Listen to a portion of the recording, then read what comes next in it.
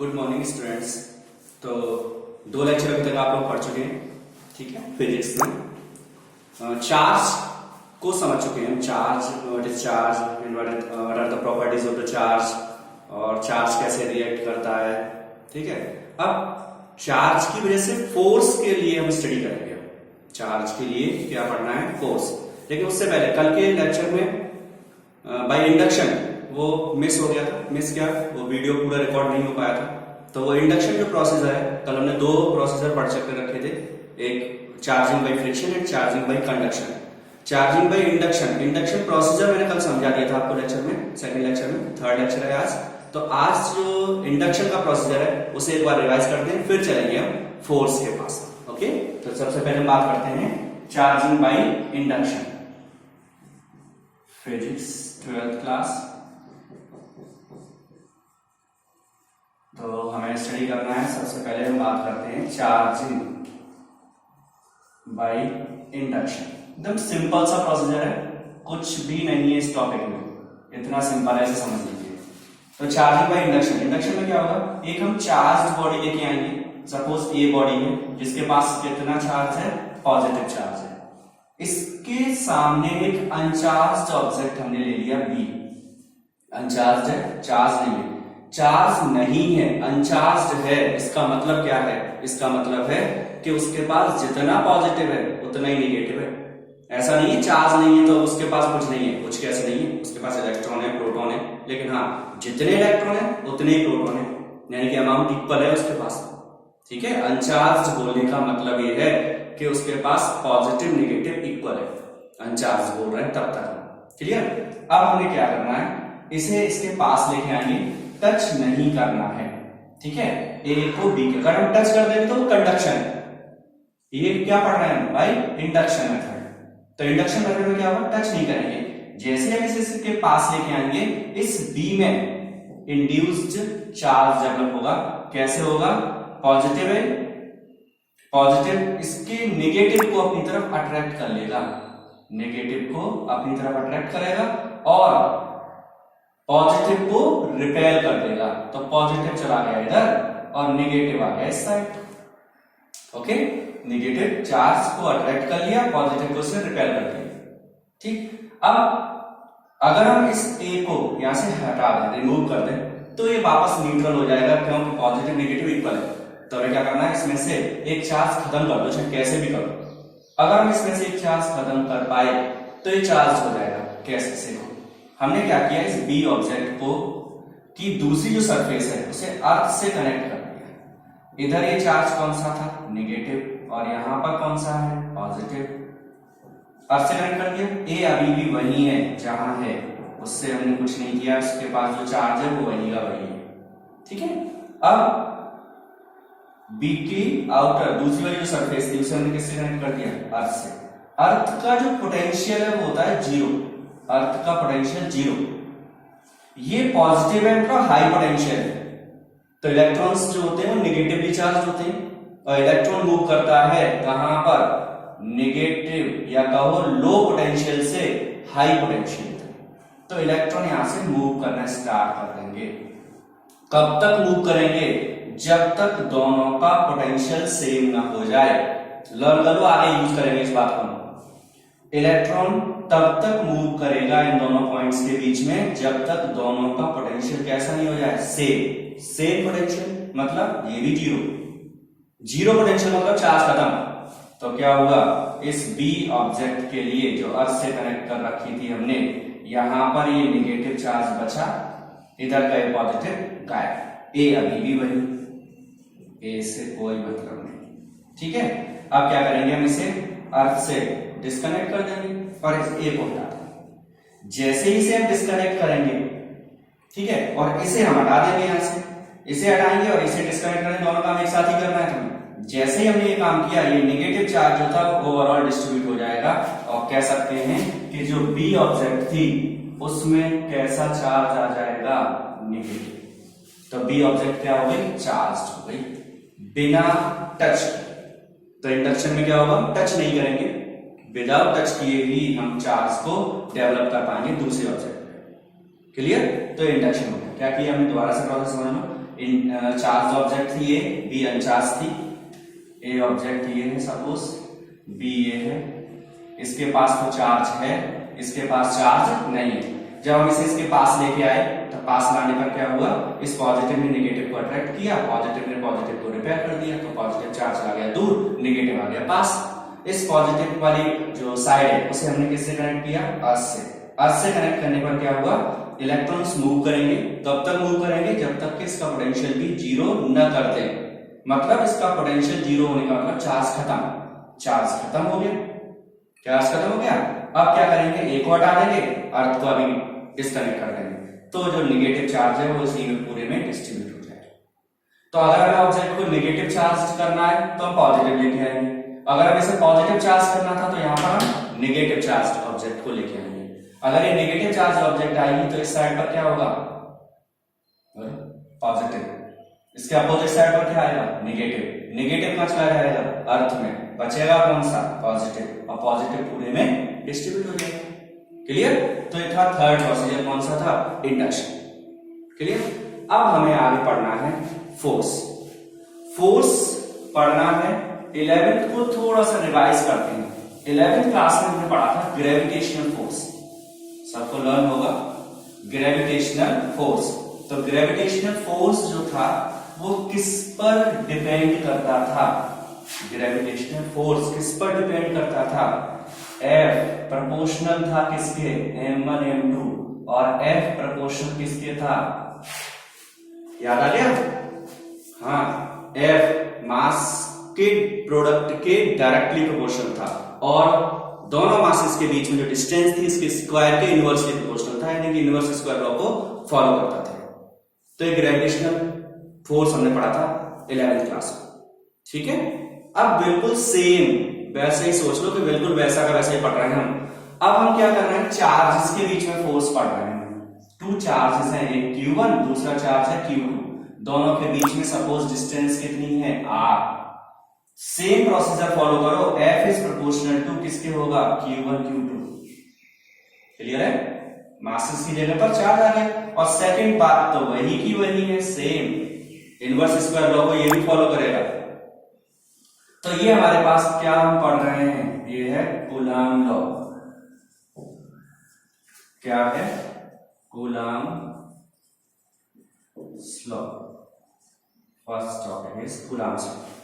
तो Coulomb law पढ़ रहे हैं, F is proportional to Q1 Q2, F is proportional to 1 over r square. इन दोनों को कंबाइन कर दो, कंबाइन करने पर F is proportional to Q1 Q2 over r square आ जाएगा।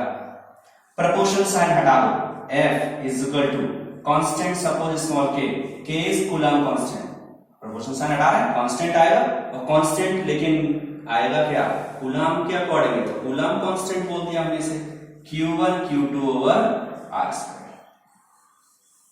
इसमें इलेक्ट्रिक फोर्स, इलेक्ट्रोस्टैटिक फोर्स और ग्रेविटेशनल फोर्स में एक डिफरेंस है, वो डिफरेंस है कांस्टेंट का।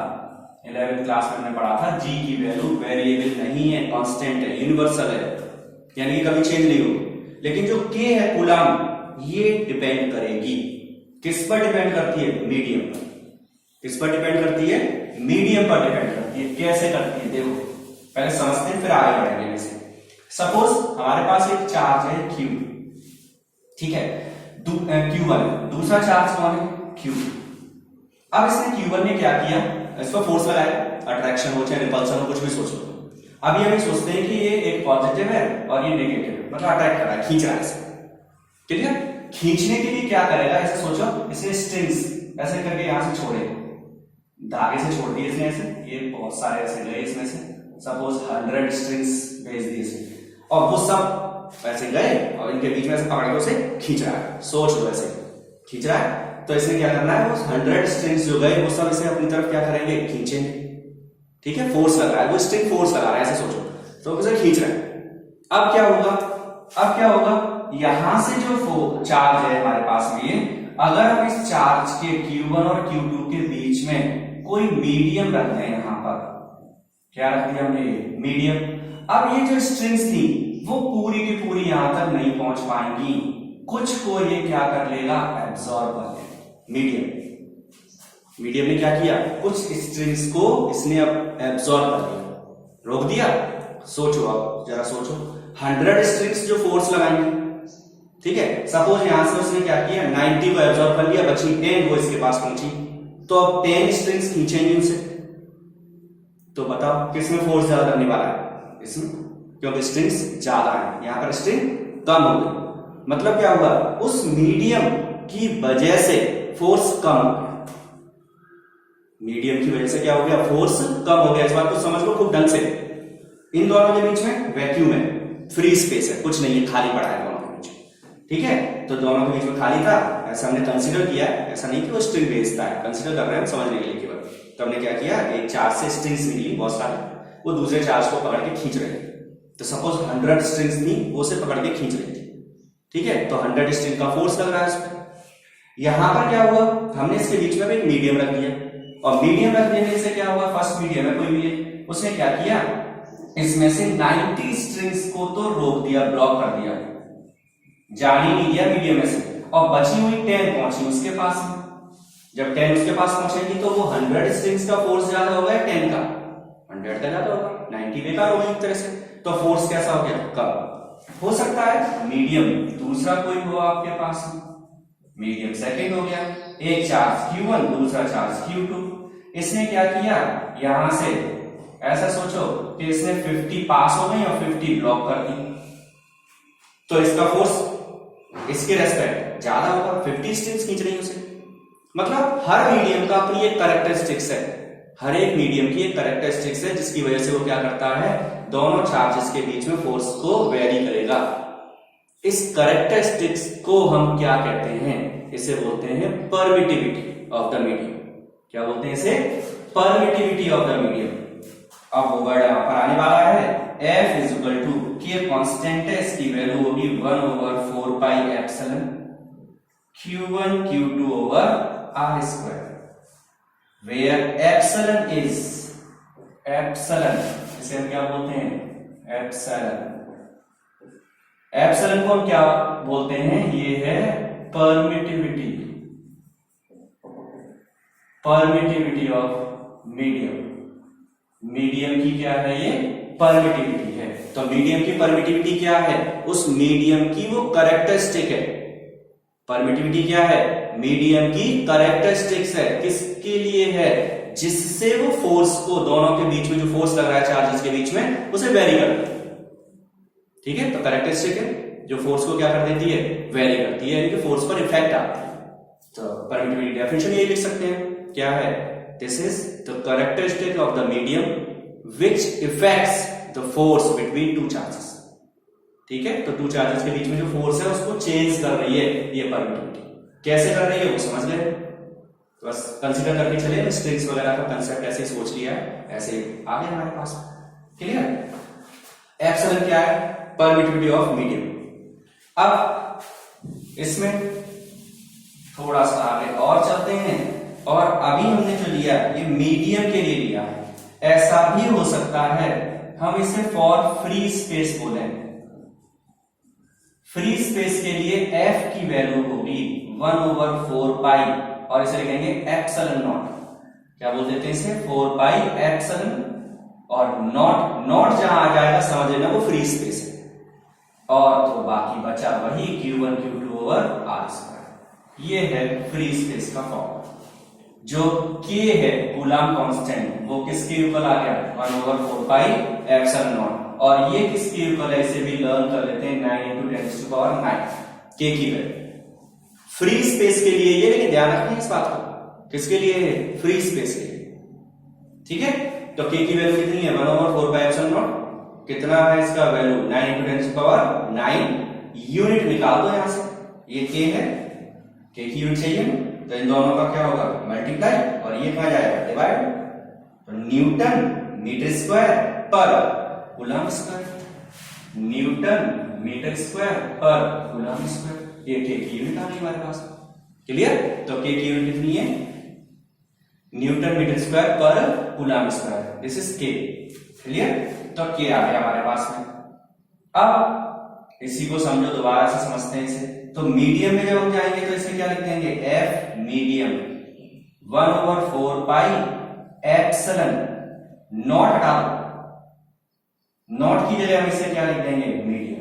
अगर हम चाहें तो एम बी मत लिखो, कुछ नहीं लिखा होगा तो मीडियम, नॉट लिखा होगा तब वो वैक्यूम, कुछ नहीं लिखा है तो मीडियम ही है। तो 4 पाई एप्सिलॉन एम लिख दिया है ऐसे ही, और Q1 Q2 over R square, ये इक्वेशन नंबर फर्स्ट, और इसे बोल देते हैं equation number second.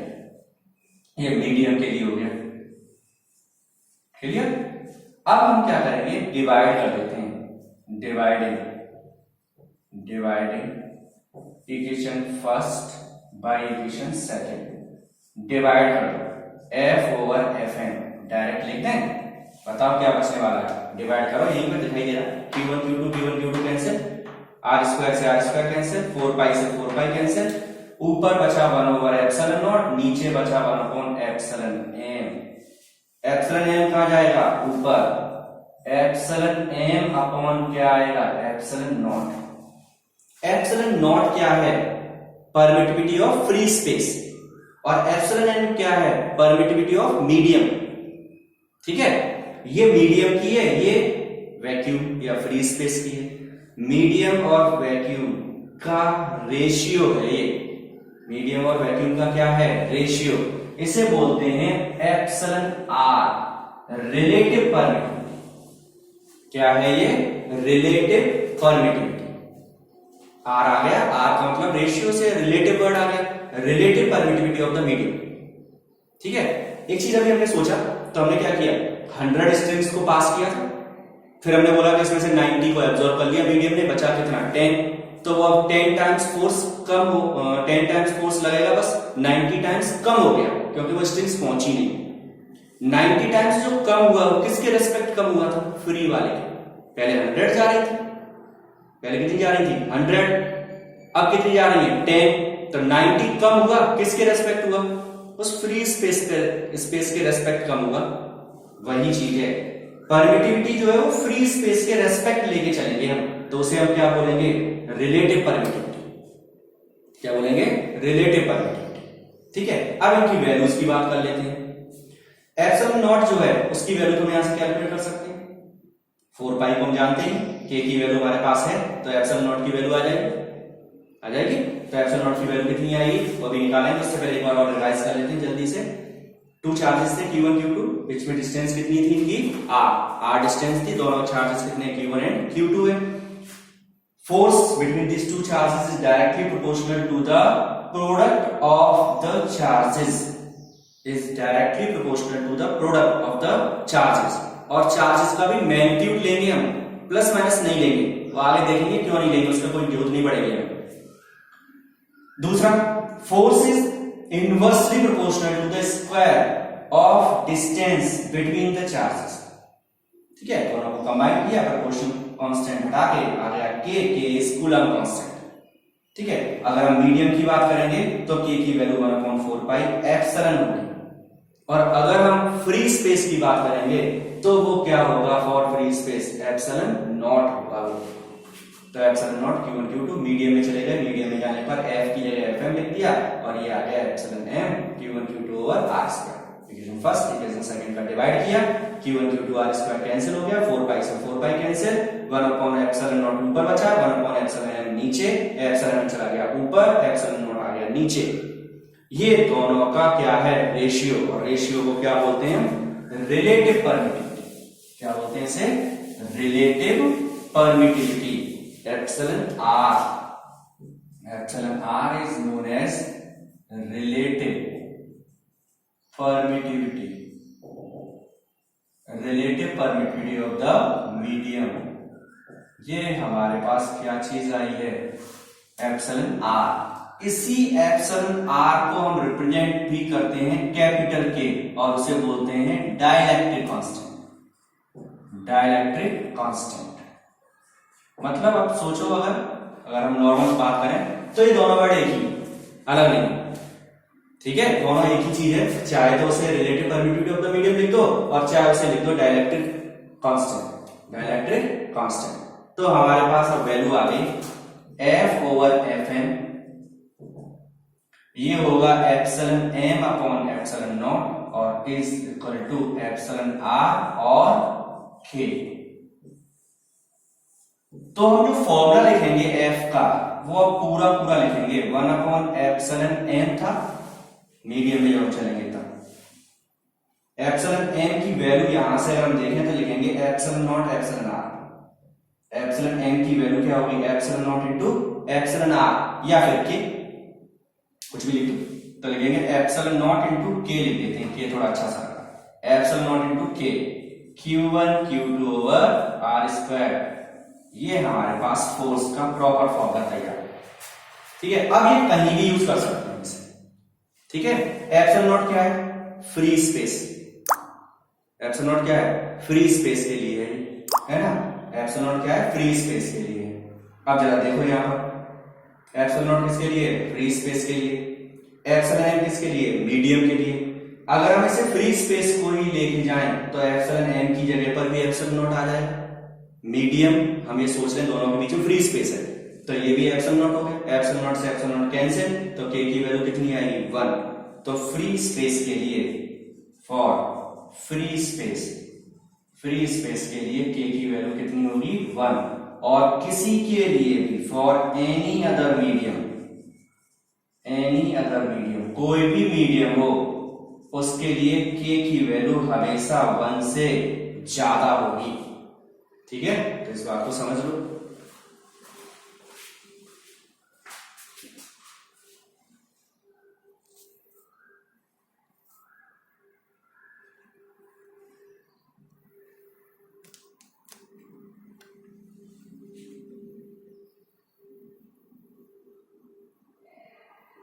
Okay, clear हो गई बात है। तो के की वैल्यू किसी भी मीडियम के लिए कैसी होगी, ज्यादा। ठीक है, और फ्री स्पेस के लिए के की वैल्यू कितनी है। अब वैल्यूज की बात करते हैं, वैल्यूज को देख लेते हैं जरा। फ्री स्पेस के लिए एप्सिलॉन नॉट की वैल्यू भी लर्न करनी पड़ेगी हमें। फ्री स्पेस के लिए एप्सिलॉन नॉट की वैल्यू 8.85 इंटू 10⁻⁻12। यूनिट क्या होगी, यूनिट यहीं से निकालो, यहां से कहीं से निकालो, यहां से निकालो। चलो, अगर देखो तो 4 पाई कांस्टेंट है, इसकी कोई यूनिट होगी नहीं, एप्सिलॉन नॉट ऊपर जाएगा, के कहां आ जाएगा, नीचे। तो जो के की यूनिट है उसको उल्टी करके लिख दो, इनवर्स में उल्टा लिख दो। क्या यूनिट बन गई, कूलम्ब स्क्वायर पर न्यूटन मीटर स्क्वायर, यूनिट तैयार, उल्टा। ठीक है, के की वैल्यू अभी हमने बोला कि किसके लिए, फ्री स्पेस के लिए तो होगी 1, और बाकी कोई मीडियम होगा उसकी वैल्यू 1 से ज्यादा होगी। ठीक है, फ्री स्पेस में कितनी वैल्यू होगी, 1, बाकी किसी भी मीडियम के लिए इसकी वैल्यू 1 से ज्यादा होगी। जब 1 से ज्यादा होगी तो फिर हमें वैल्यूज ये लर्न करनी पड़ेगी।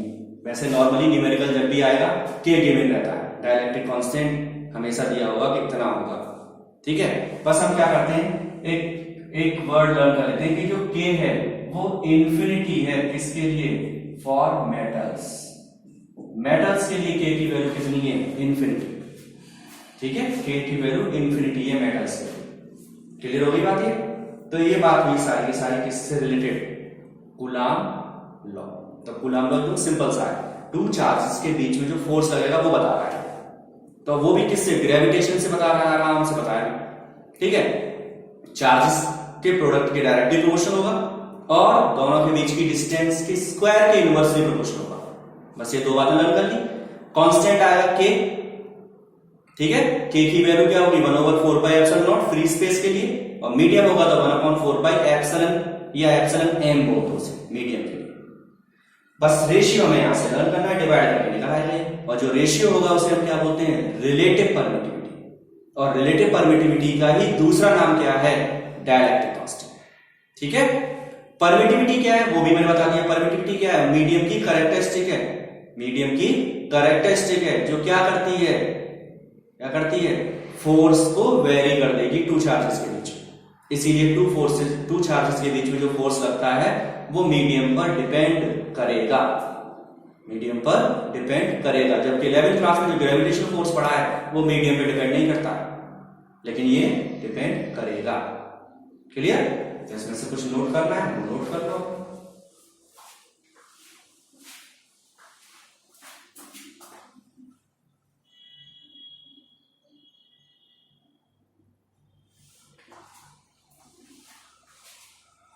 ओके, अब हम नेक्स्ट टॉपिक में आएंगे कूलम्ब्स लॉ में, इसे इन वेक्टर फॉर्म पढ़ेंगे। किसमें पढ़ना है? इन वेक्टर फॉर्म, मतलब डायरेक्शन के लिए, क्योंकि हमें पता है फोर्स कैसी क्वांटिटी है, वेक्टर क्वांटिटी है। जब वेक्टर क्वांटिटी है तो इसकी क्या होगी? डायरेक्शन भी होगी। तो डायरेक्शन के लिए चलते हैं, कुछ चीजें लर्न करने वाली हैं एकदम सिंपल से कंसेप्ट में अगर हम चलें तो वो क्या है? एक, पहली बात, जो फोर्स है, कूलम्ब फोर्स है, वो कैसा है? सेंट्रल फोर्स है। कैसा फोर्स है? सेंट्रल। समझो, ये टू चार्जेस हैं, Q1 और दूसरा है Q2। ये फोर्स हमेशा इनकी जो लाइन ज्वाइन करेगी उसी के अलोंग वर्क करेगा, चाहे अट्रैक्शन फोर्स हो चाहे रिपल्सन। लगेगा कहां? दोनों को जो लाइन ज्वाइन करेगी उसी के अलोंग लगेगा। अगर हम फोर्स को वेक्टर फॉर्म में लिखें तो हम देखें कि 1/4πε0 आ गया, Q1 Q2 over R square आ गया। ये कांस्टेंट है तो वेक्टर स्केलर की बात ही नहीं हो रही है। चार्ज हम पढ़ चुके हैं, स्केलर क्वांटिटी है, वो भी खत्म। R का स्क्वायर हो गया, और पता है हमें डॉट प्रोडक्ट से स्क्वायर आता है, डॉट से स्क्वायर आता है तो डॉट प्रोडक्ट स्केलर होता है, तो ये सारा कुछ स्केलर है।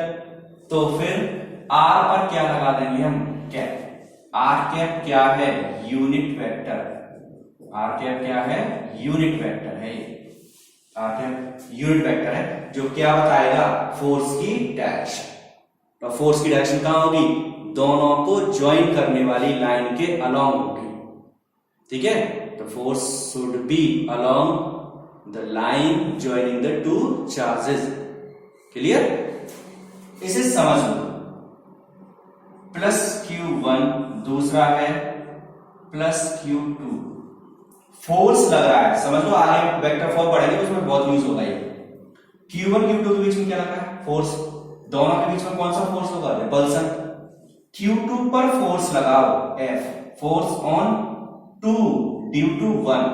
समझ लो, किस पर लगा? 2 पर, तो ऐसे पहले लिख लिया। किसने लगाया? 1 ने, उसे बाद में। तो F21 को हम क्या बोलेंगे? क्या बोलेंगे? Force on charge Q2 due to charge Q1। Clear? तो बताओ जरा, F12 क्या है? F12 क्या है? Force on charge Q1 due to charge Q2। ठीक है, तो ये दो वर्ड्स लर्न कर लो, F21 एंड F12। तो F21 क्या होगा? पहले जो आ रहा है उस पर फोर्स लगा है, बाद में जो आएगा उसकी वजह से लगेगा। पहले जो आएगा उस पर फोर्स लगेगा, बाद में जो आएगा उसकी वजह से लगेगा। दोनों के बीच की डिस्टेंस भी है, और हम पढ़ चुके फोर्स और R दोनों कैसे हैं? सेम डायरेक्शन को शो करेंगे।